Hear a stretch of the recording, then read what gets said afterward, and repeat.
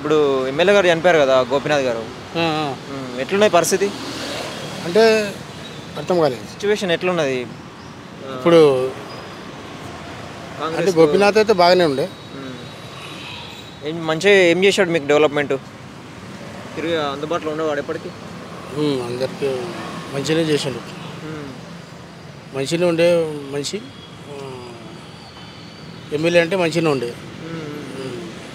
అయితే తిరిగేటోడా సమస్యల గురించి కానీ, డెవలప్మెంట్ గురించి, రేషన్ కార్డుల గురించి కానీ, ఇందిరమ్మ ఇండ్ల గురించి కానీ, దాంట్లో మన డబుల్ బెడ్రూమ్ల గురించి కానీ?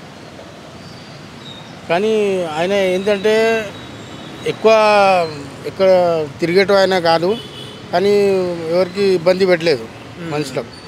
కానీ ఆయన ఎక్కువ డెవలప్మెంట్ అయితే లేదు. లేదా ఆయన ఉంటుంటే కానీ ఎవరికి లాస్ కూడా చేయలేదు, ఎక్కువ ఇది కూడా లేదు. అట్లా ఎప్పుడెప్పుడు వచ్చేవాడు ఇక్కడికి? వస్తుండే కానీ ఆయన ఎప్పుడైనా వచ్చి పోతుండే. ఆయన పానం కూడా బాగా లేకుంటే, ఇంతకుముందు మంచిగానే వస్తుండే, కొన్ని రోజుల తర్వాత తక్కువ రాలేదు. అట్లా ఇప్పుడు మళ్ళీ ఎలక్షన్ వస్తుంది ఇప్పుడు. సో కాంగ్రెస్ వచ్చే అవకాశం ఉందా? BRS BJP? కాంగ్రెస్ వచ్చేలాగా ఉంది. ఎందుకని? ఎందుకంటే ఇప్పుడు కాంగ్రెస్ ఉంది కదా. ఓకే. ఇప్పుడు కాంగ్రెస్ ఎక్కువ నడుస్తుంది.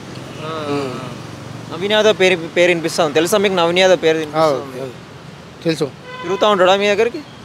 అంటే ఇప్పుడు దాకా లేకుతూ ముందు ఎంఐఎంలో ఉండే కదా ఆయన, ఇప్పుడు పోటీ చేస్తుండు కదా, వచ్చే అవకాశం ఉంది. ఎట్లున్నది రేవంత్ రెడ్డి పరిపాలన? మంచిగానే ఉంది. మంచిగా మంచిగా ఉంది. వస్తున్నాయా పథకాలన్నీ?